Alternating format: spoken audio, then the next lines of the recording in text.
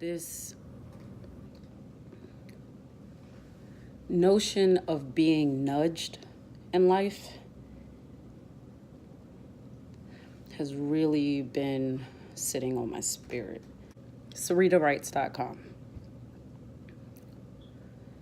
That has been and is an intentional focus on a progressive talent of mine, writing and editing. I have been writing pretty much my entire life. But up until, I guess that was January, January of this year, writing was there, and it was a passion and it was a skill. But it wasn't until I received a nudge to just write that I realized, wait, this is a progressive talent. This is something that I can follow and don't have to lead. And it didn't come by way of my own realization or anything like that. It was from a friend who I would suspect in some ways just kind of had it with me and was like, trust me, just do this. You know what? I'm going to help. I'm going to use my most progressive talent to help you realize your own. Pausing here, would really, really, really like to thank Garen Gibbs of 2G Marketing for the nudge. I'm shouting him out because someone somewhere needs to recognize one of two things. You are either the nudge that someone is waiting for and doesn't even realize it, or you are someone in need of a nudge and you're looking in the wrong places. And I don't even want to say wrong places. Maybe even wondering where it's going to come from. Possibly feeling guilty about it. Why do I need a nudge? I'm supposed to be, a self-starter and take the initiative and all of those things. That's just not always the case. That's not always the case. And so for me, Garen was that nudge. In the course of us just kind of talking and catching up, he said, I think you just need to focus on one thing. Just focus on one thing. And you know what? Let's just see. Let's do this website. If it works, it works. And I'm pretty sure it'll work. He had way more confidence in it than I did, because I was at a place where I wasn't afraid to dream, but I didn't know what to dream about. I wasn't afraid to reach, but I hadn't yet gotten clear on what exactly I wanted to reach for. And so the nudge, and oh snaps, somebody is devoting their time, their energy, their skill, their progressive talent to helping me develop, realize, embrace my own. Since doing that, the bottom line is he was right. Totally right. And I'm thankful that he was right. And it required surrender on my part. It required me saying, okay. It's hard to say no to this. It's hard to say no to this kind of help and support. And so I say yes. And in a matter of weeks, things have changed, grown, developed. It was literally like a door opening and standing at that door and realizing, oh, there's a line.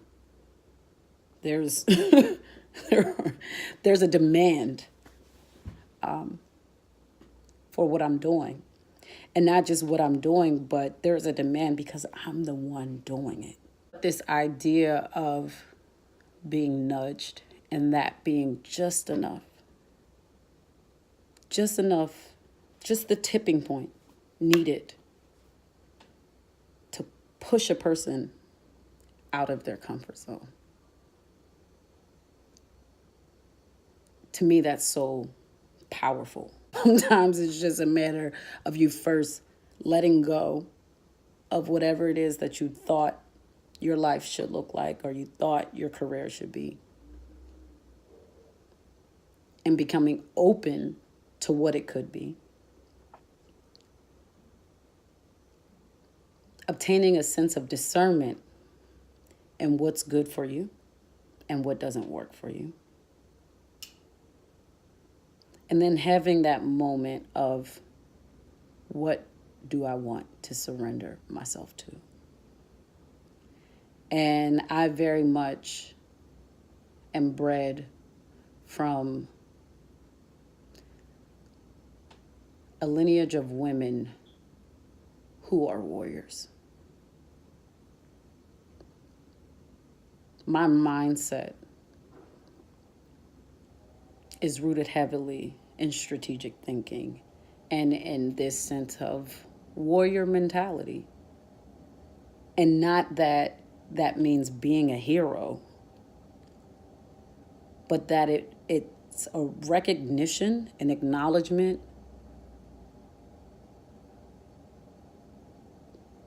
that you're going to have to fight for what you believe in. And the wisdom comes in knowing what to fight, how to fight, and when to fight. This nudge for me really brought about a question. And that question was simply, do you trust what you've been through and what it's taught you? And if you've ever gotten to a place where you could no longer find peace in trusting yourself or your judgment or your intuition, first of all, that's a faith space. For me, at least, it was a faith space because it was no longer about me having a plan. It was no longer about me trusting myself and knowing what was best for me. It was, listen, God, bruh, I got nothing. I got nothing. I mean, I'm kind of clearing my boundaries here and there. But in terms of my future, it's a question mark.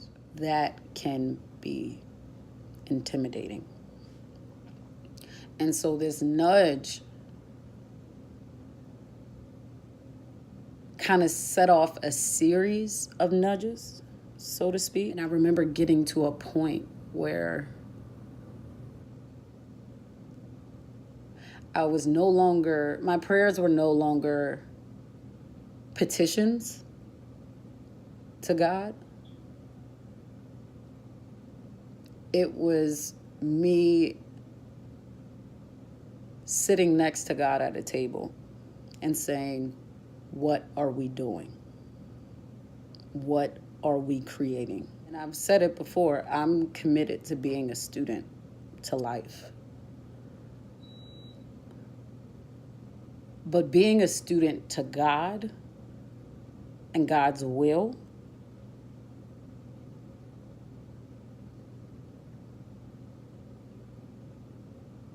your intentionality has to be grounded in something that's so much deeper than your identity, than your familiarity with how things go or usually go. Has to be grounded in so much of the dark and the light that exists in you.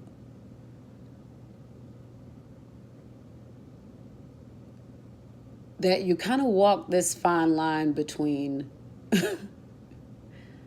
well, this is going to be what it is. And the other side, which is it will be what we will it to be. There's a difference in resistance versus challenge. Resistance is, no, not at all. Whereas challenge is like, oh shit, I don't think I've ever done that before. No, I know I haven't done that before. And can I do that? That's more of the challenge side of it, where you're like, okay, I know, honey, check the credits, run the receipts. I know what I'm capable of, but I don't know what I'm capable of in this area, in this kind of capacity. And so the challenge is, well, are you willing to see? And the risk is, are you willing to see? Well, I don't know where you're at in life. I don't know if you're experiencing the feeling of resistance or challenge. I don't know if something is nudging you or not. Someone is nudging you or not. But I'm sharing this in hopes that you'll look a little more critically at these kind of unseen forces that are producing very real thoughts and emotions about what your next step is. So to Garen, I say thank you. I've gotten a lot of positive feedback about Sarita Writes, and just an outpouring of support and love and positivity and light and, just anything that you could hope for when you're doing something that you never planned to do. It's because of this nudging process that I've gotten more and more comfortable with not just who I am as a woman, but who I am as a mother, as a lover, as a daughter, as a sister, as everything else that I am. So, yeah, y'all, that's pretty much it, I needed to share that. And my hope for you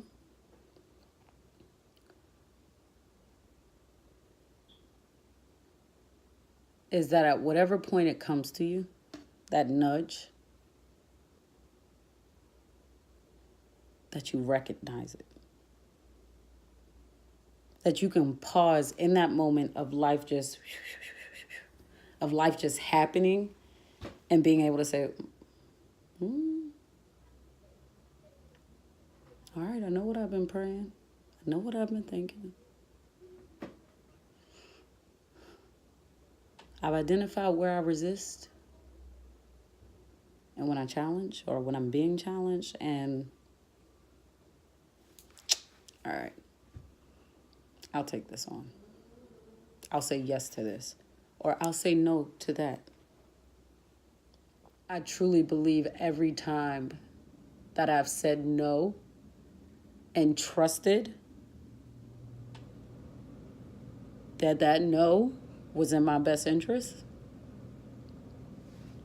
something ends up coming along that, and I mean, it's a shorter time period now too. That's the other thing. It's a shorter time period, but something ends up coming along that's like, this is why. If you would have said yes to this, you couldn't have said yes to this too. So you didn't even know this was coming.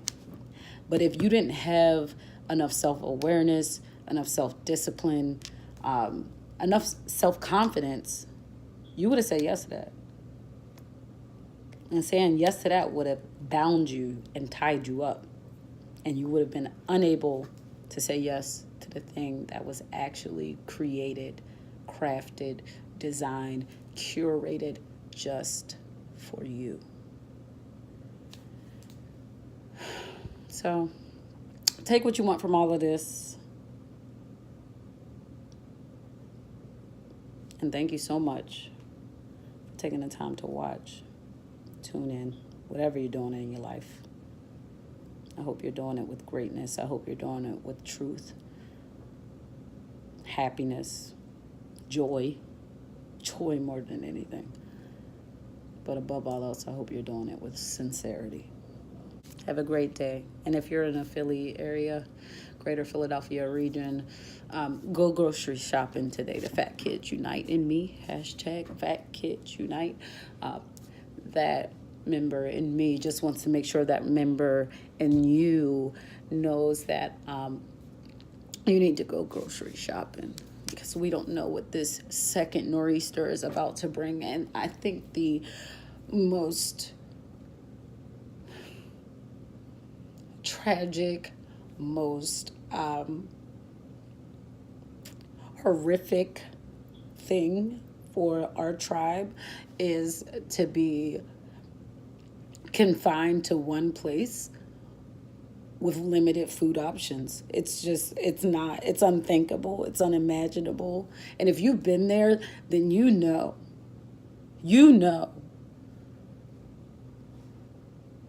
how just, oh, I can't even, you know it. I don't even have to say it. You feel it, you know? So I almost cried. I almost cried. I don't know if you can see it. Please do your grocery shopping. If you got a favorite place that you order from, order, ahead and just heat it up if it can be heated up. But, just make sure that you got a little sunshine when it's snowing and you can't go out. Okay, so POP, hold it down. And, yeah.